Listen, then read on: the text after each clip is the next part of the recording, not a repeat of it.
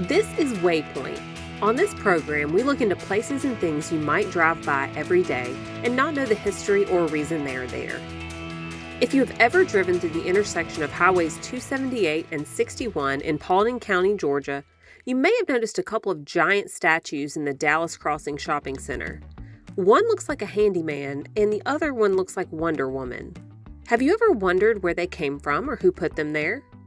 We sat down with John Austin, a friend and business associate of Mike Whitman, the owner of these Roadside Titans, to find out a little more about them and their stories. There is the Uniroyal Gal, also Wonder Woman out there.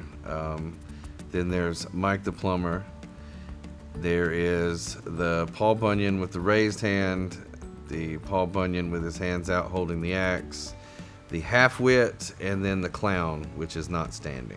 So the owner, Mike moved to Dallas, I think in '95 from New York, and we've pretty much been friends since that point in time. He started in 2016 when he got the first Paul Bunyan one, which I guess was sparked from a statue that he used to drive by a lot when he was a child.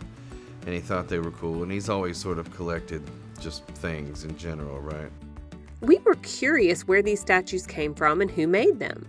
Are there more of them in other places? The first one was in 1962 in Flagstaff, Arizona, and it was just a novel roadside attraction, right, to bring business into this place. And I believe the company sold, like the gentleman that made it, the original one sold his business and the molds into another fiberglass company, which turned to International Fiberglass. And that company ended up mass producing them and selling them across the nation.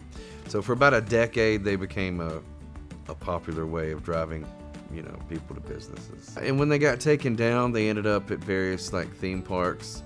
So we bought a big lot of them one time. So we bought 3 of the large statues and some other smaller statues from Lake George, New York, when they had a play. I forgot the name of the place, but they had sold the little fairgrounds to a developer, so they were liquidating all of it. According to American Giants, there's about 260 that they have that are tracking of them.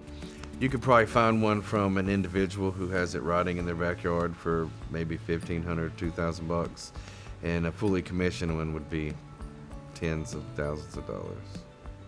After speaking with John, we learned that these fiberglass giants actually have quite a lot of history behind them and are still sought after by serious collectors today.